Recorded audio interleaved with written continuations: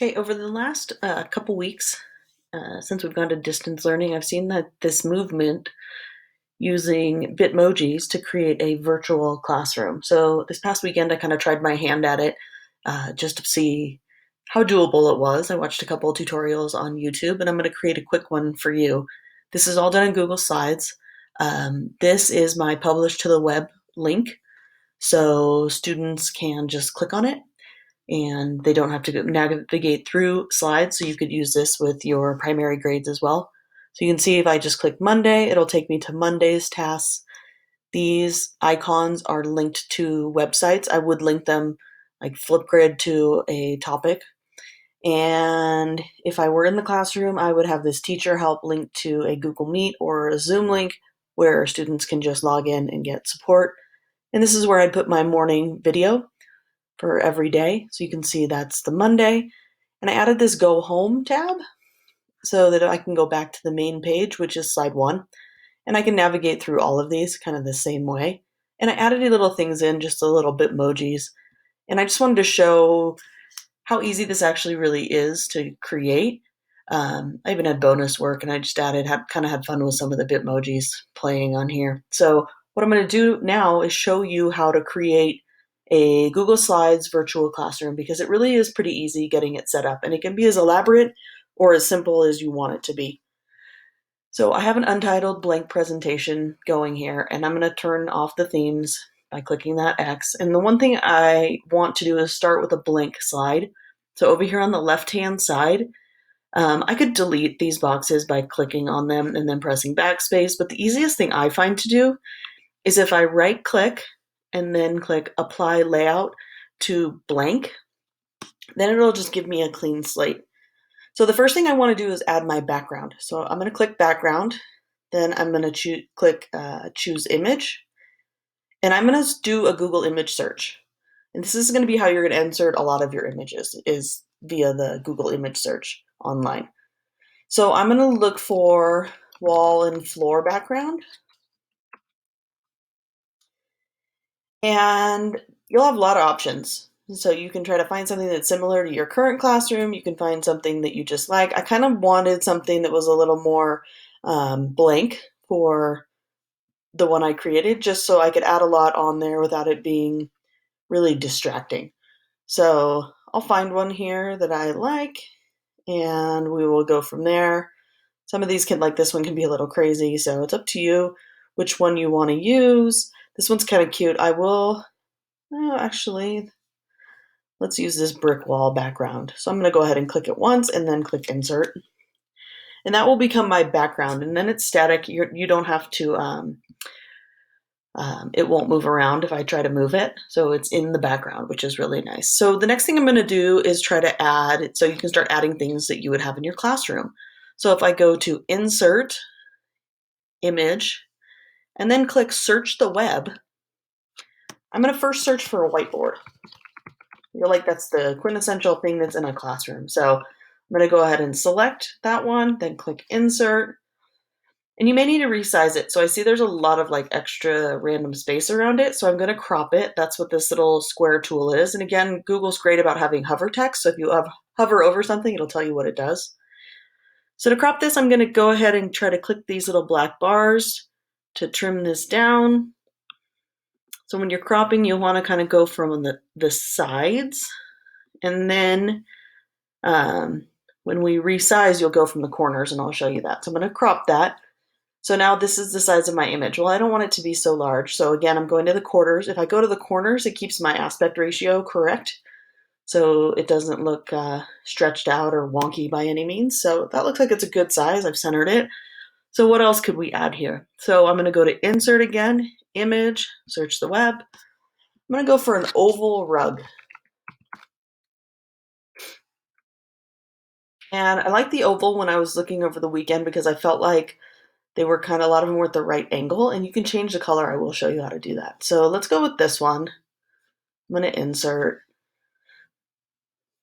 And it's kind of in the wrong spot, so we'll move it around. And these are ones that I think you can stretch from the sides. In general, I'm not a big fan of doing that, but not in love with that. So let's take it back let's stretch from the corner. I can see it's gotten a little bit larger, and I can drag it kind of where I want it. I am going to make it bigger this way. I could crop it if I wanted to, but so let's go ahead and leave it the same. But I'm not a big fan of the colors. I have a lot of brown in this right now. So I have the image selected, and up here there's these format options right here. So if I click format options, I have the option to recolor. And if I click that other drop down, it'll give me some choices. So if I wanted to go with like more of a green, a blue or green or yellow, any of those, you can decide which color scheme you want to use in your classroom. I kind of like that first bluish one, so I'll go ahead and leave that. Next, I'm going to look for a table. So if I go to Insert Image, again, search the web, I'm going to look for a table. I didn't have very good luck looking for a desk, so I like the idea of a table better. And again, let's see. This one's not bad. Let's select that one. If we don't like it, we can always delete it. So that's perfect. It's just very large. So I'm going to go ahead and pull the corners to make it smaller. Now I've made it a little too small. And I can just adjust where I want it. So again, not a big fan of the color. I'm going to go to Format Options and recolor it. Let's make it more of a dark. So that looks nice. So it even looks like it's sitting on the rug. You may have to change the order of things. And if we need to do that, I will show you how to do that. So let's add a monitor, as in a computer monitor. I kind of like the idea of that to add your video to. So let's include that one. Again, I'm just selecting and then clicking Insert. It's huge. And the problem with this one is that it has a white background to it. I don't want to use that. So I'm going to go ahead and delete it. And I just hit the backspace button. So let's go to Insert Image, search from the web. And I'm going to actually add the word transparent. We've been pretty lucky in the search here because it hasn't included any ones that had a white background. It's only included the transparent backgrounds. So that one looks great. Let's go ahead and move it over here onto the table. And that looks fine. So the one thing you will need when you want to start adding your Bitmoji is you'll need the Bitmoji Chrome extension. So if you don't have that, you're going to want to go ahead and download that. So pause the video and go to the Chrome store and download the Chrome extension for Bitmoji. If you have a Bitmoji on your phone, then you can link your accounts. If you don't, you may have to create an account. Let's add a few more things onto the wall. I'm going to go ahead. I'm going to look for a frame. And I like the idea on my last one, I had a clipboard, so we'll include that as well. So let's see here. Let's find a interesting frame. That's kind of an interesting one. And again, it doesn't have that. It has a white background. See where I'm talking? This part right here is white. We don't want to use that. So again, when we search, make sure you type in transparent. You could include background if you wanted, but you don't have to. So let's use this one. Just trying to keep it simple. All right. So I'm going to make this smaller. And let's see here. I might make my whiteboard smaller too, but we'll leave that alone. What I'm going to do now is I'm going to add some text into that box. So I'm going to draw a white rectangle inside my frame. So I go to my shapes, then click the rectangle. And then I'm going to draw it as well as I can inside. It doesn't have to be perfect. And then I'm going to type in that. So in order to type in that, I could add a text box, but the easiest way to do it is just double click inside that box and your cursor will show up to type. I'm going to say, welcome to Mrs. Martin's classroom. And I'm just going to adjust it based on things that I like. And I'm going to center this. So I'll highlight everything, go up to center. That looks nice. I like to change the fonts, especially for students, to be handwriting fonts. I'm sort of attached to Architect's Daughter right now. You can change the size if you want to increase it. That looks nice. I'm going to go ahead and leave that alone. And let's say I want to add the days of the week like I had on the example I showed you at the beginning. So I'm going to go ahead and click text box and draw a text box. And then I'm going to type in the days of the week. Monday, Tuesday, Wednesday, Thursday. And I like to include bonus work because we do, in this time, we have parents who are also trying to work from home. And we want to be cognizant of the fact that they may need extra work so the parents can complete their own work. So just bonus work is, in my mind, optional, but sometimes good, and parents may be asking you for that. So you might as well throw it in there. And I'm just going to center this on the board. There, I can see that's all centered. And what I can do is I can go ahead and duplicate this slide. So I'm not going to add my Bitmoji until after I duplicate the slide because I want to use different Bitmojis on each slide. So I'm going to go ahead over here on the left-hand side. I'm going to right-click, and then I'm going to duplicate the slide. It's like making a photocopy of that slide. So now I have exactly two that are totally the same. I'm going to get rid of this because this is where I'm going to put my task list. And I can link from slide one to different slides in the presentation, so in what the students would actually see. So I'm going to, again, do a text box. And I'm going to shrink it down here. And I'm just going to add some tasks. Complete your Scoot Pad lesson at Google Classroom for your writing assignment.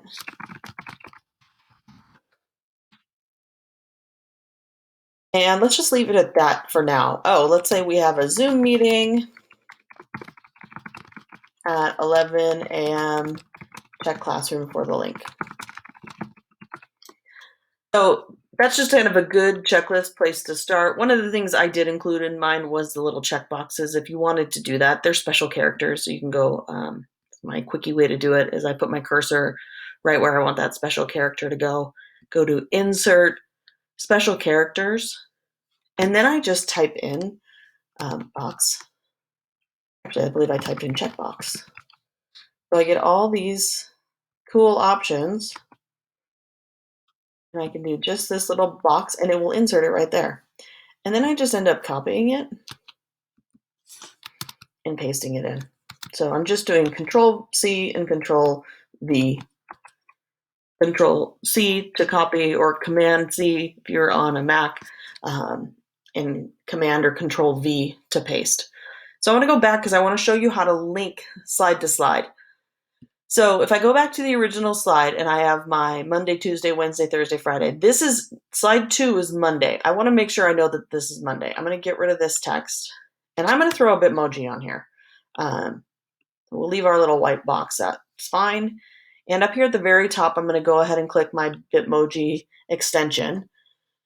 And I'm going to type in, oh, I already have Monday because I did it earlier. So let's go ahead and click Monday. I can drag it in and I can resize it. It's pretty big, so I'm going to resize it because of the corners, just to shrink it down. So it gives me a good visual, and it gives the students a good visual of what Monday, which slide is actually Monday if they didn't link there. So I'm going to go back to slide 1. If I highlight the word Monday, so I'm just double clicking, you also can drag and highlight if you like. So to create a link, there are several ways you can do it. Google's always like that. You can do things more than one way. I could right click and select link. And I'll do it that way first. So I can link to an outside website. So it's giving me the option of this monday.com. I can also link to slides in this presentation. So I know I want to link to slide 2 because I can see Monday is slide 2 over here. So I'm going to go ahead and click that. I'm going to apply it. If I go to the present mode, I can actually see if my link goes to the right place. I know I have a link because it changed the color and it's now underlined. There it is. I'm at Monday. I'm going to escape out of present mode so that I can get back to working. If I wanted to continue with Tuesday, I could just duplicate my Monday slide, change out this little Bitmoji. Let's find what we have for Tuesday's Bitmoji. And let's do something different. I like that one because my Bitmoji looks happy. We want to show the kids we're still excited to see them, even if we're in a little bit of a cartoon form. So let's keep it fun. So that's Tuesday. Now, if I wanted to include myself as a Bitmoji full body, what I can do is I just went back to slide 1. I can click that Bitmoji extension again, and I can search pose. So by searching pose, I get all the different Bitmoji poses that are there without any of the words that may be included. So let's see, I like the waving one. I'm going to drag that in, and I may need to resize. So, and I could crop it if I wanted to. I'm just going to move myself over there. And again, I'm going to go ahead and link Tuesday to the Tuesday slide. So again, here can be the issue. So I'm going to have trouble getting to this text. What I can do is I can crop the Bitmoji. So again, if I hit that crop image and then just sort of move those black lines to make the picture a little bit smaller, that's helpful. The other thing I can do is reorder. So I've now selected the text.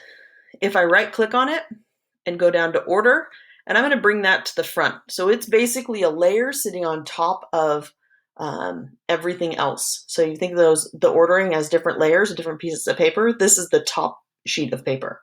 So again, if I double click that Tuesday, and then actually I'm going to do Control or Command K. And again, it gives me the slides in this presentation. Tuesday is slide 3, and then apply. The other thing you may want to do before you start duplicating a bunch of slides is to include that home button. So what I did to include the home button is you don't need it on slide 1, but you need it on the rest of them. So I'm going to go ahead and go to Insert, Search the Web, Home Transparent. And you can pick any one you want. This one's simple. Let's go ahead and do that one. And I added a Bitmoji over the top of it. You don't have to do that.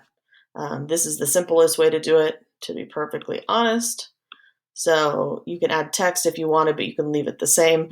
Now what I would do is click the image and do Control or Command K, and then link to the slide that you want to link it to. It's being a little funky for me. I want to link to slide 1, and I'm going to apply that. So again, if I go to that present mode, I can check it. So go to present. This is what your students would see. If I clicked the home page, where does it take me? Great, it takes me back to the home page, exactly what I wanted to do. I'm going to exit the full screen. And what I can do is once I've created it, I can click it and I can copy and paste it onto other slides. So I'm going to do Control C or Command C, go to slide 3, Command V or Control V, and there it is. And the link will stick with it too, which is really pretty cool. If you wanted to add a Bitmoji on top of it, what I ended up doing is I grouped them. So I'll show you how to do that real quick. Sort of links them together. So I typed in Go Home. And so there's things you probably wouldn't want to include with students. But you could also, this one's kind of cute. It says Go Home. I laid it over the top of it.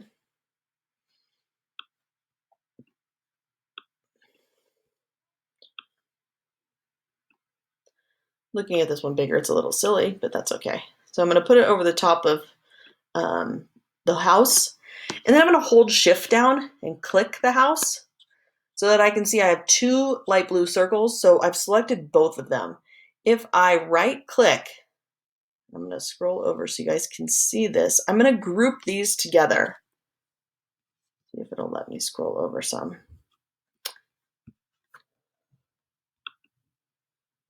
If I group them,